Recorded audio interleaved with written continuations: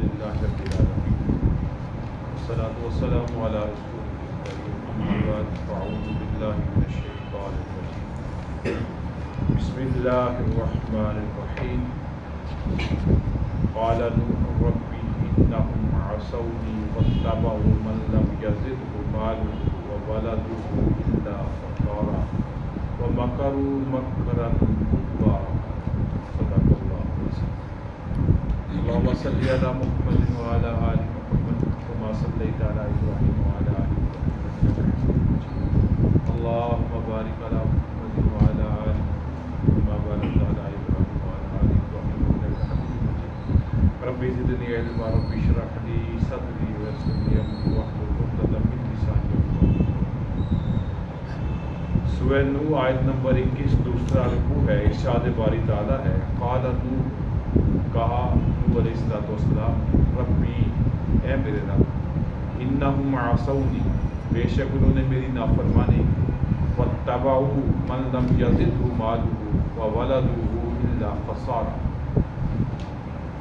اور انہوں نے میرا کہنا نہ مانا اور اس کو مانا جس کو اس کے مال اور اولاد نے نقصان کے سوا کچھ بھی فائدہ نہیں دیا، وَمَكَرُوا مَكْرًا كُبَّارًا، اور انہوں نے بڑی زبردست چال چلی۔ حضرت نوح علیہ السلام کی حیات طیبہ 950 سال تبلیغ میں، اور اس کے علاوہ آپ کی حیات طیبہ 100 سال سے زیادہ، اور پورا زور لگایا اپنی قوم پر کسی طرح سے یہ اللہ پر ایمان لے آئیں، لیکن وہ ایمان نہیں لائے، اور اللہ رب العزت سے نوح علیہ السلام عرض کر رہے ہیں میں نے اے اللہ پورا زور لگایا لیکن انہوں نے میری نافرمانی نہیں چھوڑی، جہاں پر بھی ہو سکا انہوں نے میرا مذاق بھی اڑایا، میری نافرمانی بھی کی، استہزاء بھی کیا، اور ہر طرح کی رکاوٹ ڈالنے کی کوشش کی۔ واتبعوا، اور انہوں نے اتباع کی، پیروی کی، کس کی؟ بت پرستی کی۔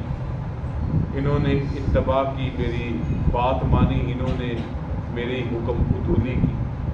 اس کا ان کو کیا نقصان ہوا؟ لم یزدہ مالہ وولدہ الا خسارا، اس سے نہ ان کے مال میں اضافہ ہوا، نہ ان کی اولاد کو کچھ فائدہ ہوا، نقصان ہی نقصان ہوا۔ انہوں نے میری بات نہ مان کر اپنے گھاٹے کا ہی سودا کیا۔ اور پھر ارشاد ہوا وَمَكَرُوا مَكْرًا كُبَّارًا، انہوں نے بڑی زبردست چال چلی، مراد ہے کفار۔ کیا چال چلی؟ انہوں نے ہر طرح سے میرے راستے میں رکاوٹیں ڈالی، میری نبوت پہ سوال اٹھائے، اور میرے کردار پر سوال اٹھائے، اور انہوں نے ہر طرح سے دین اسلام اور اللہ کی وحدانیت کی تبلیغ میں رکاوٹیں ڈالی، ہر طرح کی چال چلی، ہر طرح کا انہوں نے مکر کیا، جس کا نتیجہ کیا نکلا؟ انہوں نے اللہ پر ایمان اور اللہ کی توحید پر وہ ایمان نہیں لائے۔ وقالوا، اور کہا، یعنی ان کی تدبیر کیا تھی؟ وہ اپنے لوگوں کو کیا کہتے تھے؟ لا تذرن آلہتکم، اپنے معبودوں کو ہرگز نہ چھوڑنا، یعنی جن باطل معبودوں کی تم عبادت کرتے ہو، جن کو اپنا حاجت روا، مشکل کشا، پالن ہار، ہر جو بھی مانتے ہو، ان کو حضرت نوح علیہ السلام کی باتوں میں آ کے مت چھوڑنا۔ وَلَا تَذَرُنَّ وَدًّا وَلَا سُوَاعًا، نہ تم ود کو چھوڑنا، نہ تم سوا کا چھوڑنا، وَلَا یغوث، نہ یغوث کو چھوڑنا، وَیعوق، نہ یعوق کو چھوڑنا، وَنَسْرَ، اور نہ ہی نصر کو چھوڑنا۔ حضرت نوح علیہ السلام کے زمانے میں ان کی قوم بہت سے بتوں کی بات کرتی تھی، مگر ان میں سے 5 یہ بڑے تھے، یہ ان کے 5 بڑے خدا تھے، جن کو وہ سب سے بڑا خدا اور اب جن کی وہ عبادت کرتے تھے۔ ایک کا نام ود تھا، ود یہ مرد کی شکل کا بنا ہوا ان کا بت تھا۔ دوسرا سوا تھا، یہ عورت کی شکل کی بنی ہوئی دیوی تھی جس کی وہ عبادت کرتے تھے۔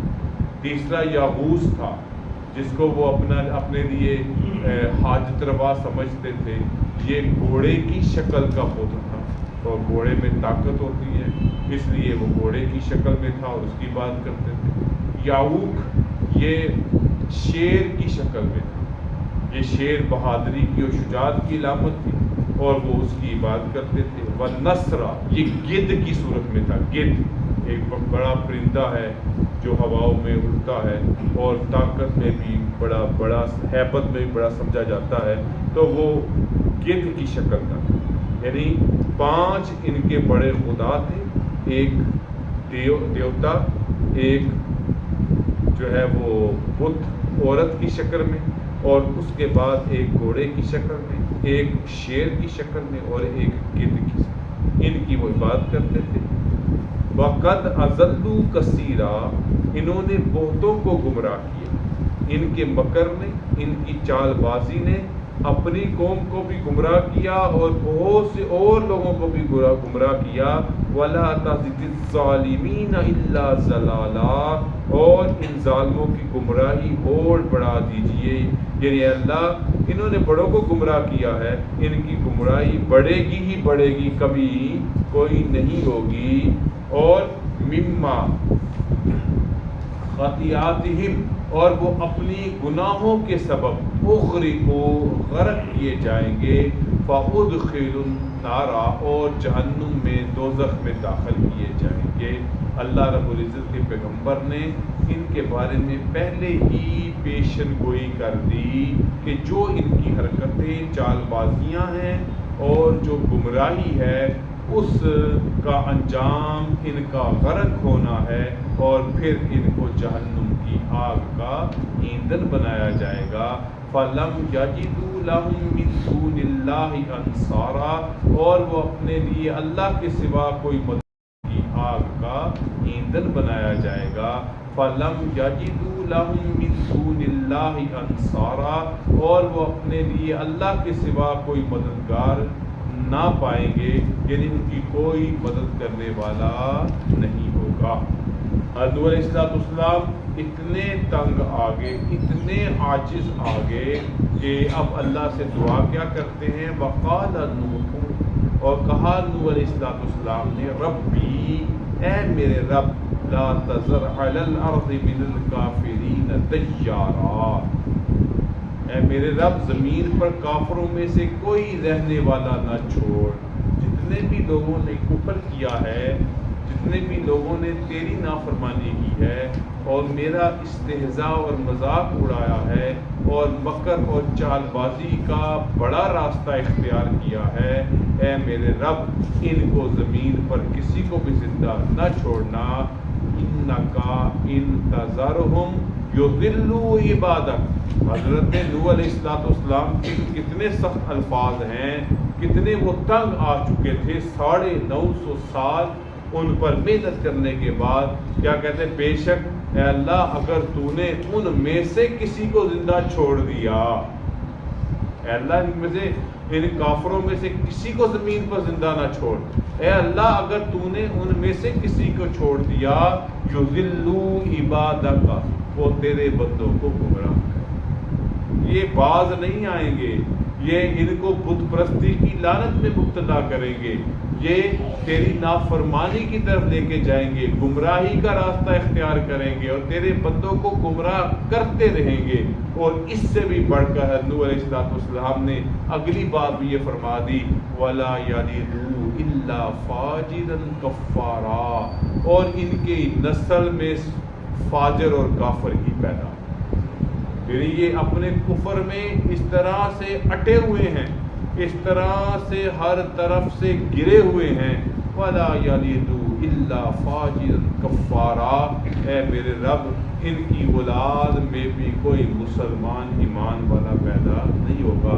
ذرا غور کریں، حضرت حضور اکرم صلی اللہ علیہ وسلم جب طائف جاتے ہیں، ستانے والے آپ کو ستاتے ہیں، تنگ کرنے والے آپ کو تنگ کرتے ہیں، اللہ کے حکم سے فرشتہ حاضر ہوتا ہے، عرض کرتا ہے اے پیغمبر فرمائیے ان کو ختم کر دوں، آپ فرماتے ہیں شاید ان کی اولاد ہی ایمان لے آئے۔ اور یہاں پہ حضرت نوح علیہ السلام کتنے ستائے ہوئے ہیں، کتنے تنگ کیے ہوئے ہیں کہ وہ کہہ رہے ہیں اللہ اگر تو نے ان کو زندہ چھوڑ بھی دیا، ایک تو یہ زندہ رہے تو تیری بندوں کو گمراہ کریں گے، اور ان کی نسل میں اگر کوئی پیدا ہوگا وہ پھر بھی مسلمان نہیں ہوگا، وہ فاجر بھی ہوگا، اور یعنی کتنے نور علیہ السلام ستائے گئے ہیں۔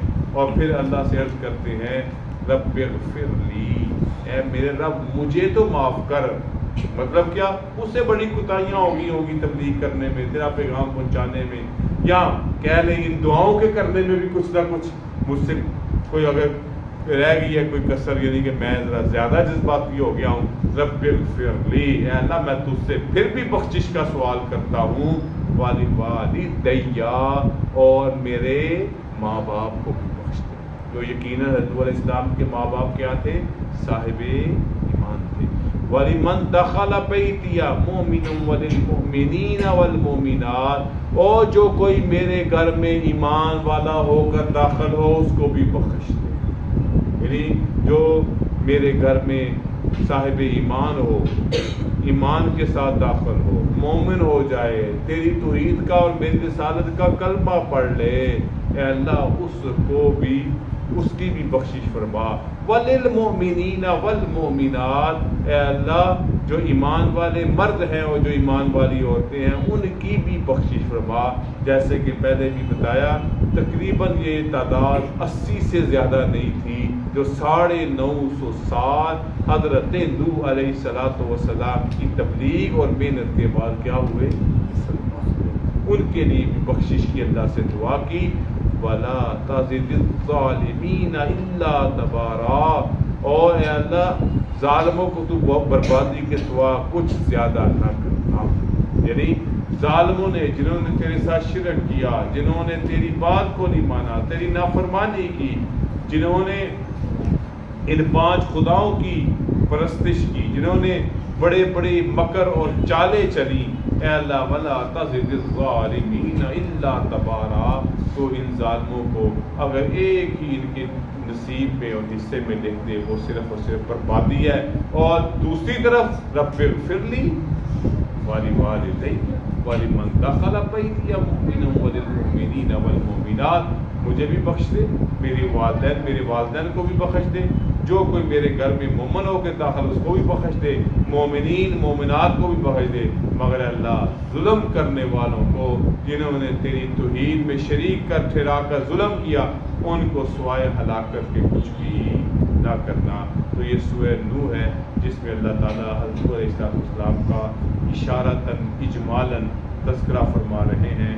اللہ تعالیٰ ہمیں ان انبیاء کرام کی جو قدر ہے وہ قدر کرنے کی توفیق اور ان پر پکا اور پختہ ایمان لانے کی توفیق نصیب فرما۔ وآخر دعوانا ان الحمدللہ رب العالمین، والصلاۃ والسلام علی رسول اللہ۔ ربنا آتنا فی الدنیا حسنۃ وفی الآخرۃ حسنۃ، ربنا اغفر لنا وارحمنا وانت مولانا فانصرنا على القوم الكافرين۔ اللهم انا نسألك العفو والعافية في الدين والدنيا، اللهم انا نسألك علما